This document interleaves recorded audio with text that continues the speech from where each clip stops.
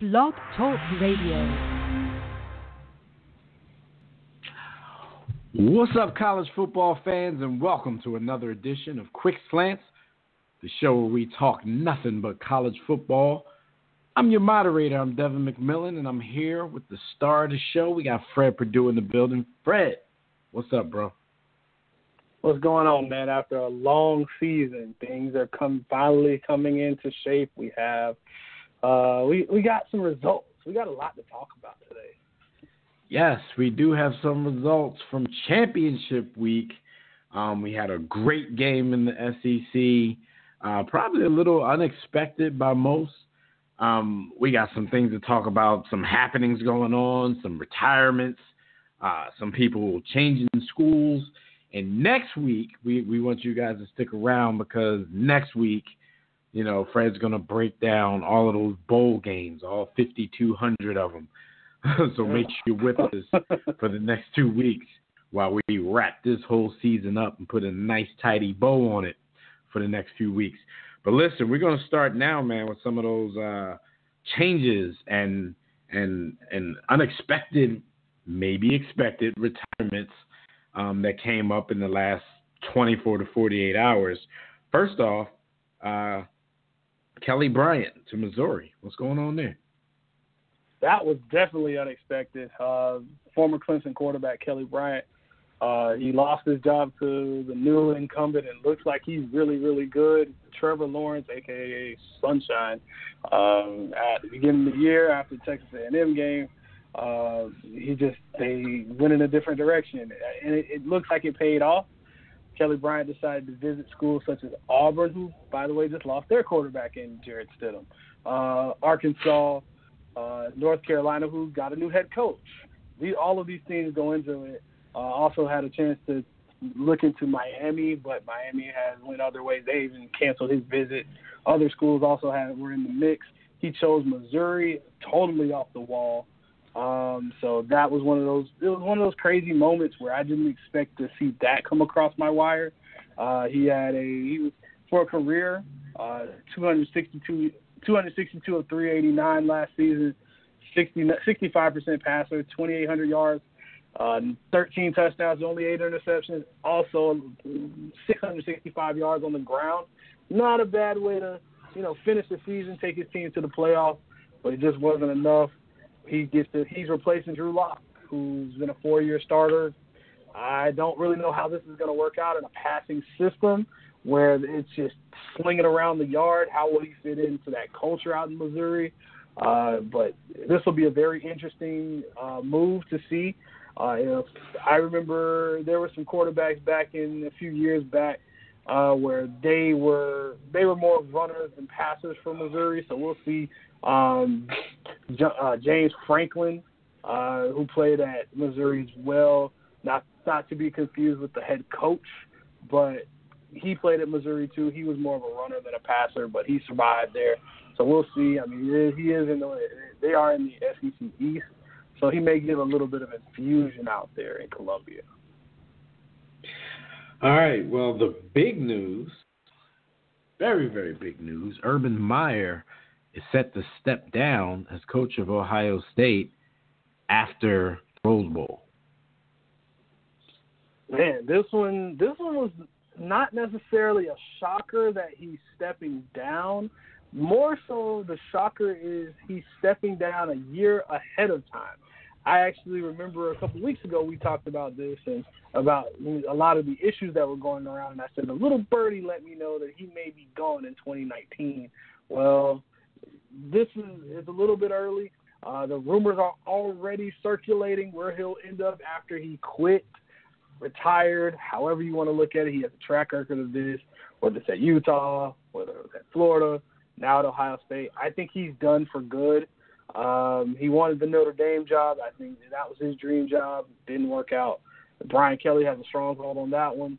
The rumors are that USC is going to be his next place after Clay Helton's gone. I don't think so. I think coaching has taken such put a strain and a stress on his life that he doesn't want that anymore. His family is probably one of the top priorities. And plus, all of the things that have gone on in his career, from Aaron Hernandez and all the things that happened at Florida to Zach Smith and all of the other stuff that has happened at Ohio State, that's a lot to deal with. He's probably a head coach, Hall of Fame head coach when it's all said and done. Probably right. He's not up there. He's that next tier of coach under the Bear Bryants, the Sabins, the Bobby Bowden, the Jimmy Johnsons. He's that next tier. So you pretty much believe him when he says he's going to hang it up. You don't think he's coming back? Nah, I don't. I think he's hanging it up. When it becomes a life or death type of situation, the first time around he knew what he was doing. He knew he was getting into. Now I think he'll be able to analyze games from the booth, and he's not pulling the gun. All right. So like I mentioned in the open, championship week just passed us by, and we had some big games go on during championship week. The biggest one was the Bama versus Georgia thriller. Turned out to be a thriller. I think most of us probably thought Bama would win by 2 or 3 touchdowns, but Georgia had other plans as they jumped out on them early.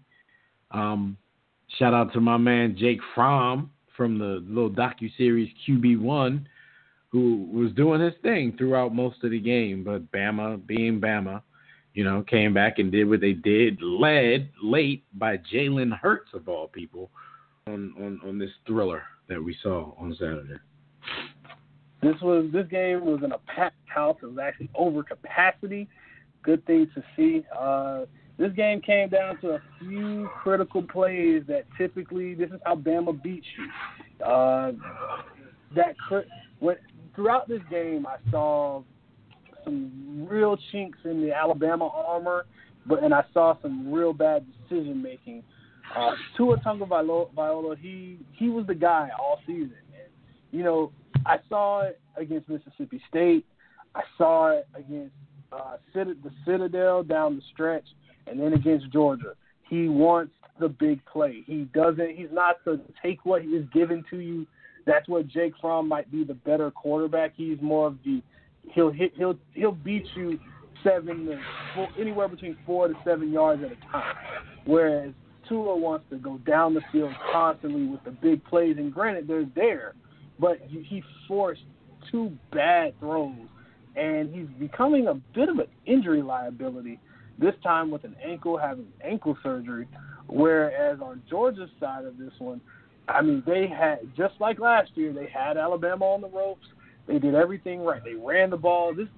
And stopping there, Georgia ran the ball with DeAndre Swift and Holyfield.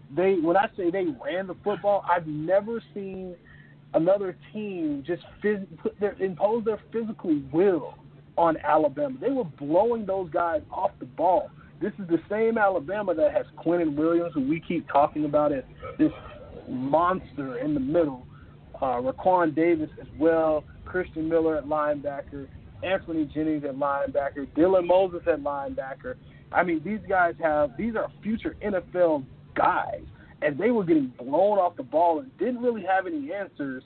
And then Justin Fields, who is the other guy that was the number 1 quarterback in the country, they keep trying to work him in.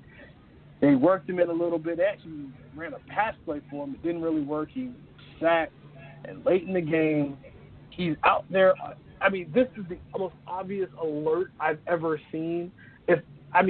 Armchair quarterback, armchair defensive coordinator on the field, fan, little kids, Madden players, however you learn the game of football.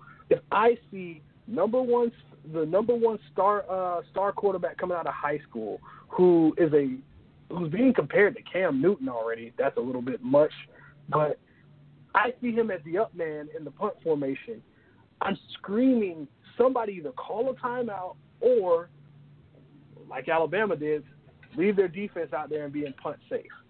And they were ready for it. And it's 4th and 11. I don't know if Justin Fields runs like a 4-1 or something, or he can fly or whatever he does.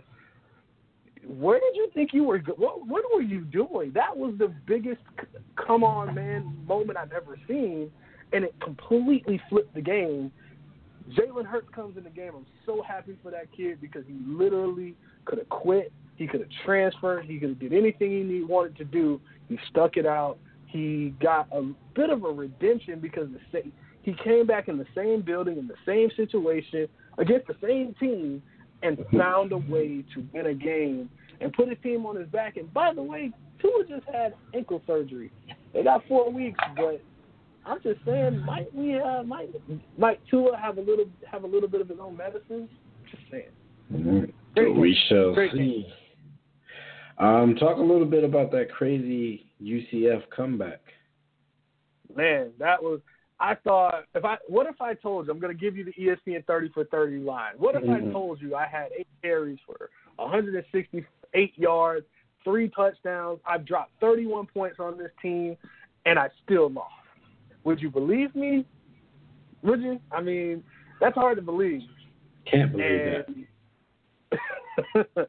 and you only scored 10 points in the second half, and you have this team on the ropes with a backup freshman quarterback, and they come back and they drop 40 plus on you. I mean, that was the craziest thing I've ever seen. And this is the same Memphis team that only lost by 1 point the first time. It's hard enough to beat a team twice, but then to beat them twice in a championship game. Mack at quarterback, man, he's going to be the future. Mackenzie Milton may never play football again, but if he doesn't, I think UCF is in good hands. He's a big kid. He's like 6'3". He reminds me a little bit of a. I don't want to call him a Tebow-ish type player, but he has that body type where he can run the football. Probably more like a Nick Fitzgerald at Mississippi State. Big body kid. He can run it, but he's actually improving as I see it, improving as a passer. And UCF survives 2 years straight, 2 regular seasons. At that point, I'm ready to put him in it. Go ahead and put him in the playoffs, but, and we haven't gotten there yet, but they kind of put some respect on this team's name. I've been dissing this team all year, but put some respect on this team's name. All right, well, Oklahoma got its vengeance over Texas, and, it actually, the win coupled with a Georgia loss, it sprung Oklahoma over Georgia into that 4th playoff spot. So, your reward for doing some good stuff and getting into the playoffs is actually being fed to Alabama. So, yeah. What were your thoughts on the Oklahoma, Texas?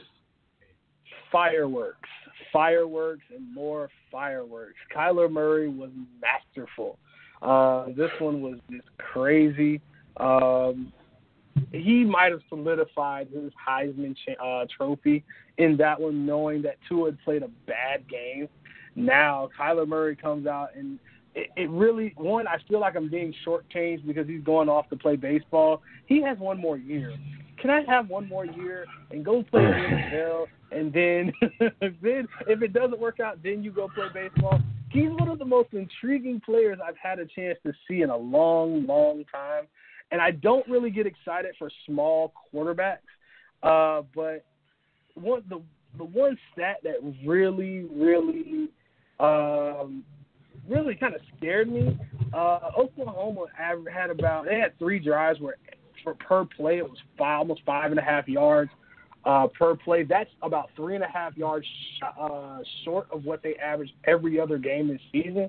That bothers me. And at the end of the day, they still just going up and down the field on Texas. Texas is not ready for this yet.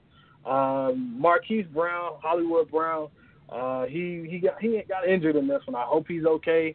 He's the game breaker on that team when Kyler Murray needs somebody to make a play for him. I'm interested to see how this team goes up against Bama. We have the matchup that we want, where we have Heisman Trophy finalists going up against each other. This one's going to be crazy. Can Alabama handle it? We'll see. We'll talk about that one a little bit later. Yes, sir. All right. What is next? Got a question for you, man. Because it's not looking good. Didn't look good this year. Is the Pac-12 a mere afterthought at this point? Oh, between Pac-12 After Dark, and we know how I feel about Pac-12 After Dark. This conference was just terrible. When I look at how this thing really fell out towards the end of the year, you see very bad teams across the board. Utah finished in the South 8-4 or 9-4. They lost in the championship game. But the next best team is a 7-5, and that's just in the South. Is a 7-5 Arizona State team. USC is 5-7. We knew UCLA, which I called their season, 3 wins, 3-9.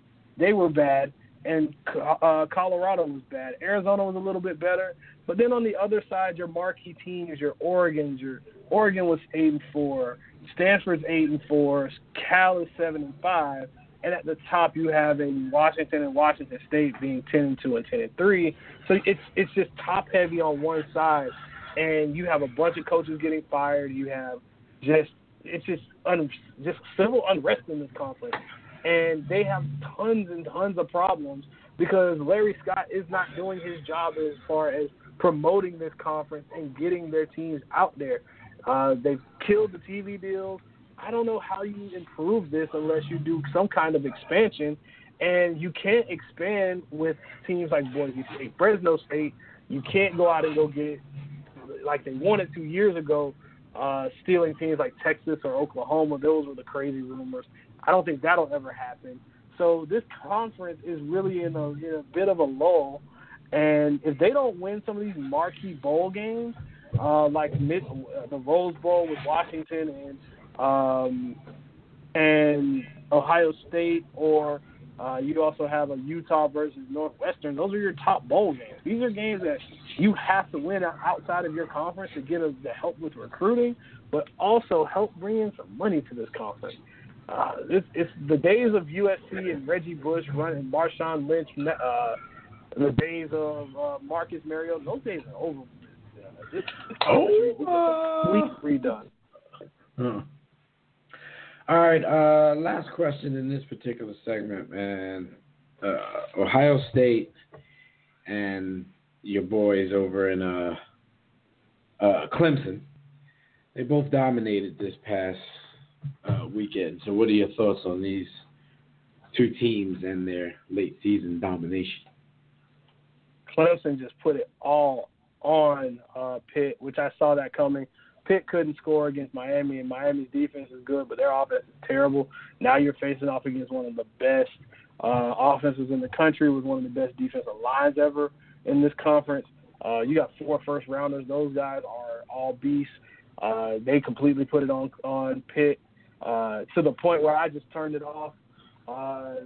Went to a certain fight that, we're not going to talk about any fights here, but if that was a fight, that was a knockout in the first round. All right, let's talk. As far as Ohio State is concerned, I saw that coming through. Northwestern, they're a pesky bunch, well-coached bunch, but they were just outmatched. Ohio State, Urban Meyer has a great collection of players there. We'll see how that kind of goes once he's gone. But at least this year, they were playing on a different level, and that's even without Nick Bosa. So we'll see how it goes. And if Dwayne Haskins comes back, things could really help the next guy that's in line there. All right, I got some names here, some notable names who will be leaving for the NFL draft. We got Arizona State wide receiver N'Keal Harry, who will be skipping the team's bowl game. Greedy Williams, cornerback LSU.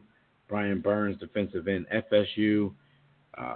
Michigan defensive lineman Rashawn Gary, who will be skipping the bowl game as well. Oklahoma State running back Justice Hill, also skipping the bowl game. Ole Miss wide receiver DK Metcalf. We know that family lineage. Oklahoma running back Rodney Anderson, season-ending knee injury. Ohio State defensive end, you just spoke his name, Nick Bosa. Houston defensive tackle Ed Oliver, who's also skipping the bowl game. And Iowa tight end Noah Fant. Talk to me about a few of these guys leaving for the NFL draft. Pretty much everybody on that list, are they making the right decision? Every single one of those guys are making.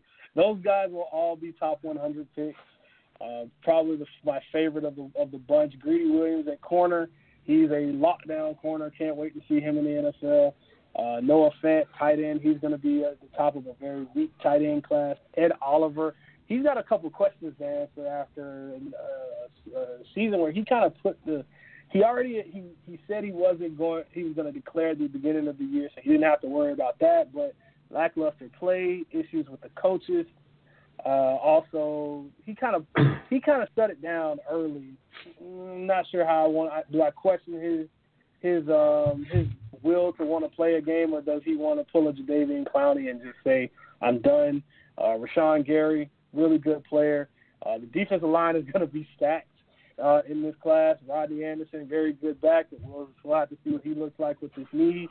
DK Metcalf, we know that last name, Metcalf. Also, his running mate at Ole Miss, A.J. Brown, is also coming out. He's more of the slot receiver type. And Nick Bosa, we know what we know about him is he may be just a little bit better than his brother. I'm not ready to say that because we've seen how big of an impact Joey has had, even just coming back from injuries. So this group of guys, these guys are all going to be guys you really know. Brian Burns is probably the worst of the bunch. He's just so super undersized. But you never know with the way that these NFL players develop. Very interested to see how. And we said this last year. The guys that are skipping bowl games, how that'll affect their draft stock. I don't think it will. I think if it were me, I'd probably skip the bowl game too. If you're not playing in a national championship, that's just another game you could potentially get injured. You have nothing else to prove. These guys are all probably top 100 picks. All right, so quality top 100 picks. Here we come. Time to go to the league. All right, so like I said, we're gonna do a whole show on the bowl games come next week. So we're gonna skip some of that stuff. I will let the people know out there, if you've been living under a rock, Clemson will take on Notre Dame in the Cotton Bowl. That's the 2 versus 3 matchup, December 29th in Arlington, Texas at 4 p.m. The same day, down at the Orange Bowl in Miami, number 1 Alabama will be taking on number 4 Oklahoma. That's an 8 p.m. start on December 29th. But Fred will give you some in-depth analysis about that and all of the other bowls starting next week. So make sure you listen up for our next show. Let's get into some awards. It is award season. So the first one we're going to start with, Chuck Bednarik Award, which is the best defensive player of the year. The candidates for this award, Josh Allen, or the finalists, Josh Allen, Kentucky, Christian Wilkins of Clemson, and Quinnen Williams of Roll Damn Tide. Thoughts on this one? Well, this one's kind of easy. Quinnen Williams was just a complete beast. The only real problem I have with this one, there's a certain Miami Hurricane that got left off of this list, Gerald Willis, who led the country in tackles for loss. I can't justify putting a guy on there that doesn't have the same, that actually has less production than another guy in the same conference. So Christian Wilkins, I'd be okay with leaving you there, maybe, but Josh Allen, you got to go, buddy. But we can't deal with what ifs. But if for this one, I got to take Quinnen Williams. He was just a complete beast. Throw all the stats out the window. He's a nose guard. He's that guy that takes on 2 blocks. He's just been able to wreak havoc on every offensive line that he's gone up against. And we talked about Raquan Davis at the beginning of the year, but Quentin Williams, who had a minor role last year, stepped into a bigger role this year, has really been a complete beast. Christian Wilkins kind of fell to being a part. He's a sum of the parts of a very, very good defensive line where you have four really, really good players. So he doesn't get the shine that any other major defensive lineman would ever get. Josh Allen, a tackling machine, but for me, Quentin Williams wins this one. Not even close. All right, well, let's go to the receivers. Let's talk about the Biletnikoff Award. Finalists, Andy Isabella of UMass, Jerry Jeudy, Alabama. Alabama always got somebody in these categories. And Tylan Wallace of Oklahoma State. Well, this one's easy because I've seen Jerry Jeudy do this from dating back to last year. So my impressions of him last year kind of came over to this year. 59 catches, 1,100 yards, 12 touchdowns, and for me, when I look at how he's done it, a little over 18 and a half yards a catch this year, 81-yard long, 12 touchdowns is huge, and he's not done. And he's beating really good corners. It's not like he's just no disrespect to Andy Isabella at UMass or Tylan Wallace at Oklahoma State, where they play no defense in that conference. Jerry Jeudy's going up against the best DBs in the country nowadays. He's catching passes from Tua, and he's beating coverages that nowadays they're throwing double coverages his way. Now, wait till he's an NFL guy after next year. We still have to see him next year. Good luck, SEC. You got to cover him one more year. No doubt. All right, so we're going to take this to the Lou Groza Collegiate Place Kicker Award for the best kicker in the nation. We got Cooper Roth, Wyoming, Andre Smith, Syracuse, and Cole Tracy of the LSU Tigers. Best kicker in the country, most valuable player at the end of a game in a college game where we don't ever really see these guys. But the Syracuse Orange, Andre Smith, he was consistent throughout the year. One of the things I look at when I look at kickers, this kicks of 30, 40, 50 yards, how accurate you are. Only missed 4 kicks all season, not one missed extra point all season. Very valuable, especially when your offense is scoring at the rate that Syracuse has been scoring. Those extra points are valuable, as well as those long kicks to just kind of add on to a little bit of a big win. Maybe you're up 10-0 at that one, and you're making 13, 16, and you're literally having to kick those field goals against those better teams. It makes a difference, especially when your offense isn't really – if they're able to get between the 20s, you're the guy that can kind of change a game. So Syracuse has a good one. All right, let's go over to the Ray Guy Award for the best punter in the nation. We got Braden Mann of Texas A&M, James Smith, Cincinnati, and Mitch Wishnowsky, the Utah Utes. Mitch Wishnowsky last year was in this thing, and he really he's been able to flip the field and make way for his team. This one's easy. I don't even have to. We don't give punters the love that they deserve because a punter is a weapon. We just don't think of it as because they're not catching passes, they're not running the football, they barely touch the ball. But when you're in a defensive battle, like they were against Washington, even though they lost, when you're in a game like that, your punter is so valuable because he can flip the field and make teams go on long 60, 70, 80-yard drives. And even if it results in a field goal, that's like a win nowadays with the way we score points. He's been able to do that and help his team out. We'll see how he does in the bowl game and going forward. All right, let's take it up a notch to the Maxwell Award, College Player of the Year. We got Will Greer of West Virginia, Kyler Murray, we talked about him all season, Oklahoma, and Tua from Alabama. What are your thoughts? Well, this one, you know how we talk about in the NFL, we have the MVP, that's the Heisman here for us, and then we have the Maxwell Award. That's kind of like Offensive Player of the Year. So this is a big-time award. Will Greer had a great season.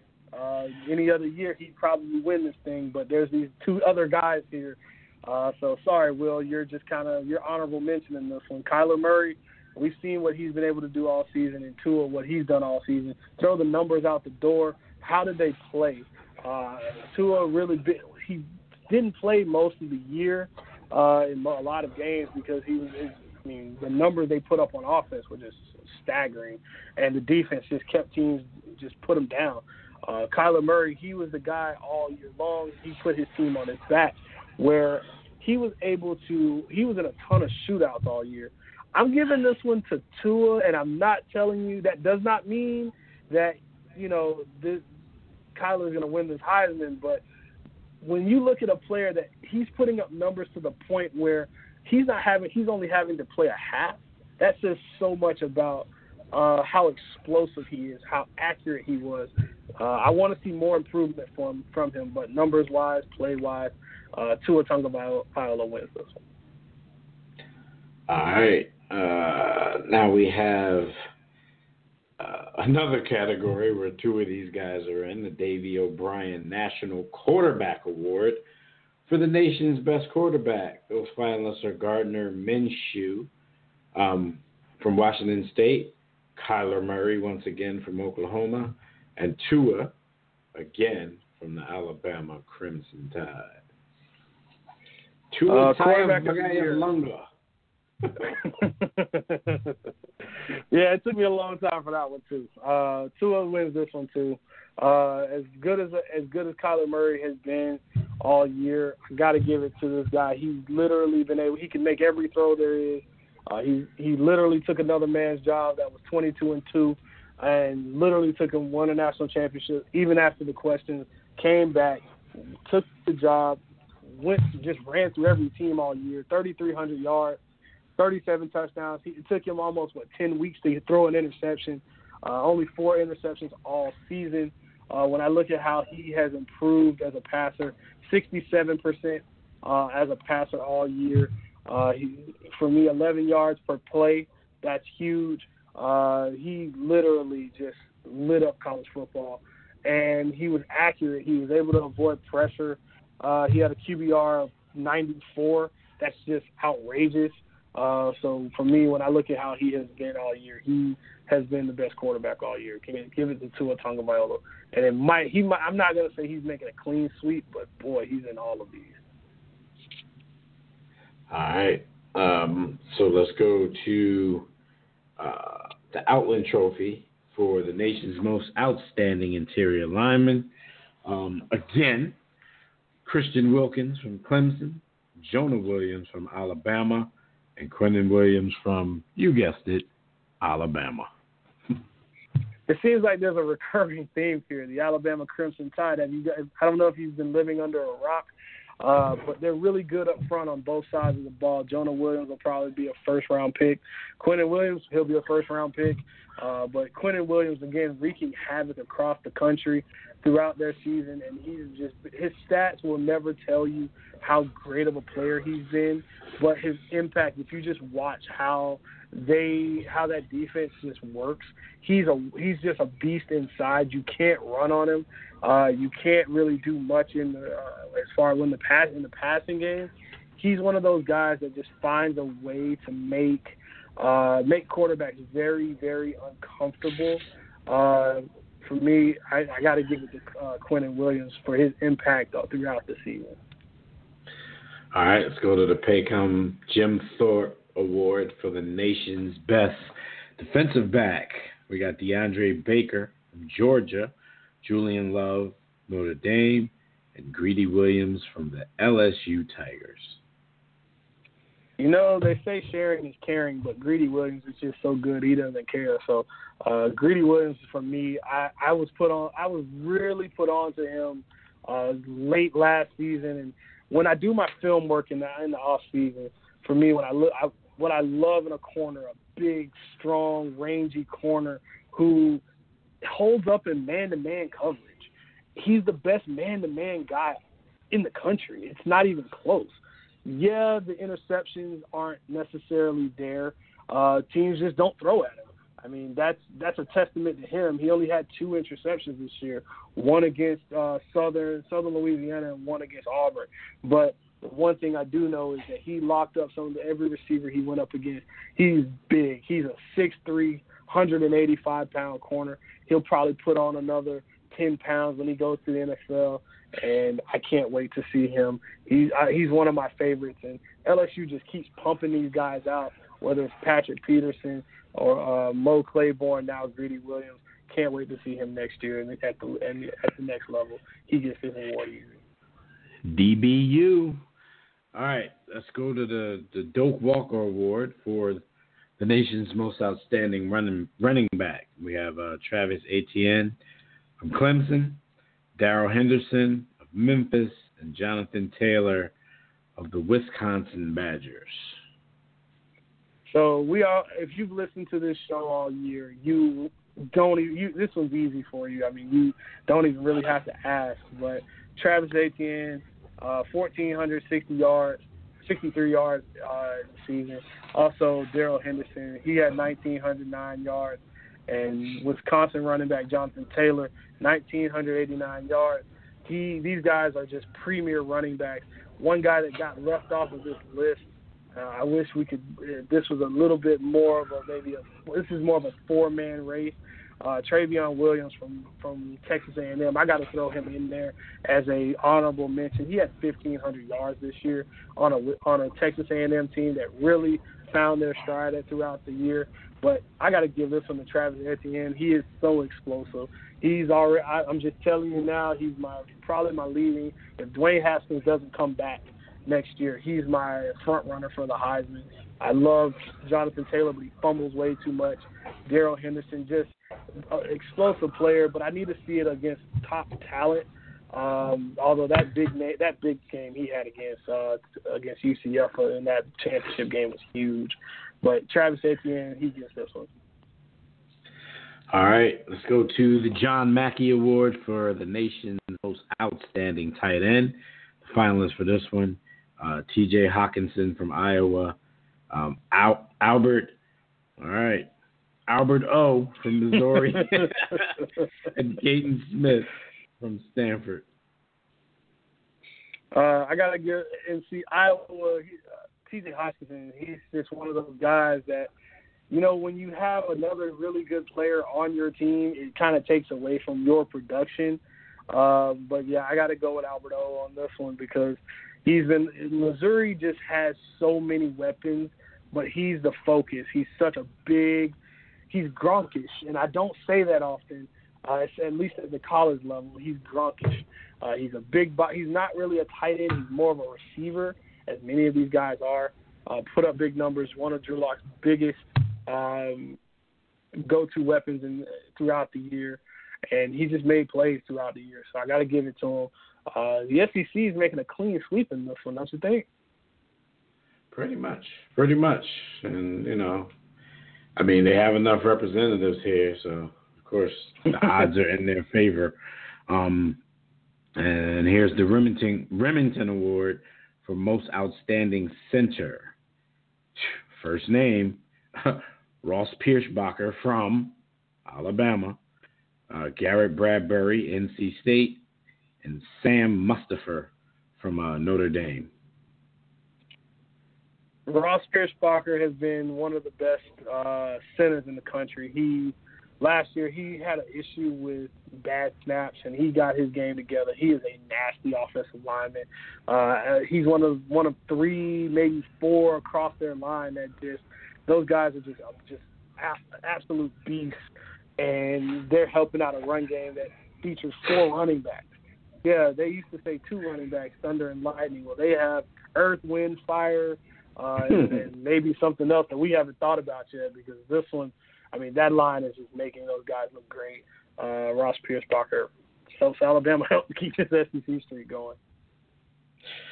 All right, the Broyles Award for the most outstanding assistant coach, Michael Locksley, offensive coordinator, you guessed it, Alabama. Jay Bateman, defensive coordinator, Army. Jeff Scott, co-offensive coordinator and wide receivers coach from Clemson. Bob Shoop, defensive coordinator and safeties coach at Mississippi State, and Chip Long, offensive coordinator, Notre Dame. This one was tough because Bob Shoop did such a great job at Mississippi State this year with that defensive line they had with Jeffrey Simmons, Montez Sweat. Those guys were great. Mike Locksley came over from UNLV a few years ago. He had big shoes to fill because not only do you step in where Sarkisian kind of left off in the national championship after Lane Kiffin decided to leave and all of the craziness that happened there. But now you have a stud offensive player in Tua who you have to coach him up too. And that's huge where you already you have the keys to a Ferrari and they just tell you don't crash the car. So for me, that's a tough one. These SEC guys just keep making it very tough. I'll say Bob Shoop because of the job he did. That defense gave Alabama problems, and that's the one game you base your season on. How much of a job have you done, not only throughout the season, but against a really, really good Alabama offense? They gave those guys problems. Jeff Scott may be a guy to watch throughout the rest of the year. And looking forward to next year, Cliff Kingsbury at USC may be a guy to watch. Just saying. All right, and last but certainly not least, man, that's not even doing it justice.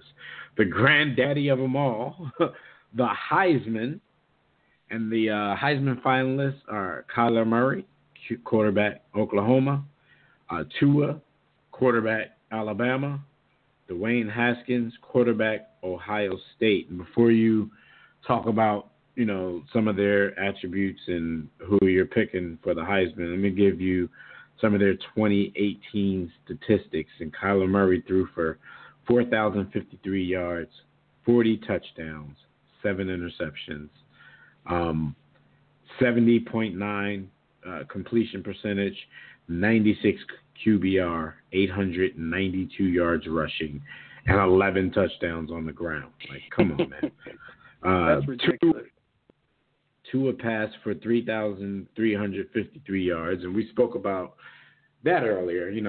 There was a lot of games where he didn't even play the fourth quarter, so there's going to be a disparity, at least in some of these statistics because of it. 37 touchdowns, 4 interceptions, 67.7 completion percentage, 94.2 QBR, 190 yards rushing, and 5 TDs on the ground. And Dwayne Haskins, he threw for 4,580 yards, 47 touchdowns, 8 interceptions, 70.2 completion percentage, 86.9 QBR, 122 yards rushing to go along with 4 touchdowns. What are your thoughts on the 2018 Heisman Trophy? Man, this one has numbers galore. In a really normal year, Dwayne Haskins takes this home easily. 47 touchdowns through the air. I mean, there are NFL quarterbacks that can't do this. 70% completion. Yeah, most of them. NFL quarterbacks. Yeah, NFL quarterbacks do that now all day long. So that's another thing. But the only weakness in his game was that if you pressured him, he folded, and that was one of the things that really hurt him. If he put his stamp on this season and really gave it to Purdue, boy, this one might not be a problem. But because of that loss to Purdue, I really ding him for that one. If he comes back, he's going to be the front runner. Him and Travis Etienne from Clemson for this award next year. I hope he comes back. He's not ready for the NFL. But as far as this trophy is concerned, he is my number 3.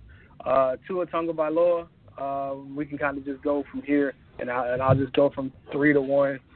So we know who I'm picking at this point.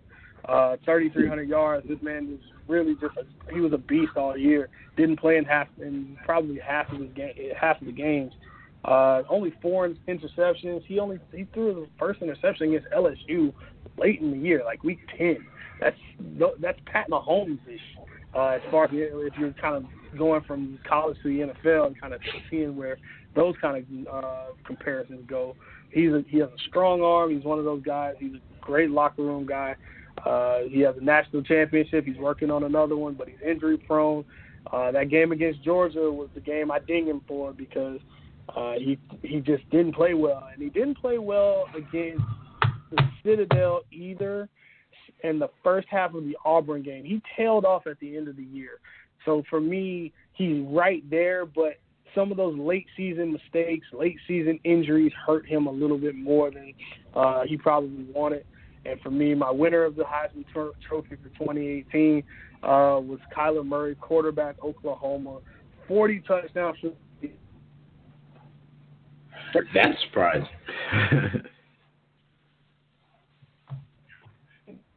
Breaking up a little bit there. Can you hear me, Fred? Are you there? Yeah. Can you hear me? Okay. Can you hear me? Can you hear me? Can I hear you fine? All right. I'm just making sure you can hear me. Well, look, right on time with the technical difficulties because we are about to sign off. That's shocking, though. Fred was riding that Tua train throughout the whole season, but I think the last couple of weeks kind of did him in and made Kyler Murray, the front runner and all of that. So, look, man, this has been another great episode of Quick Slants. Fred gave you the awards from this season, gave you a little look back on championship week. It has been a great college football season, and the action is not over yet. Tune in next week where we talk about all 7,500 bowl games in college football, and we'll break down the major bowl games for you before we sign out in that episode. So you guys know what to do. You know where to find us on Twitter, Facebook, all over the place. And if you want to look for archive episodes of Quick Slants, you can go to warroomsports.com, or you can also catch them on the War Room Sports YouTube page. Just go to YouTube and search War Room Sports, and you will see the archive episodes of Quick Slants and everything else that we do on that platform. So, guys, this, like I said, this has been another great show, great episode of Quick Slants. For my partner, Fred Perdue, I'm Devin McMillan. We'll see you guys next week. Don't accept mediocrity. Be steadfast in the war against ignorance. We'll see you chumps on top. Peace. War Room Sports. www.warroomsports.com. What? Ain't no more to it.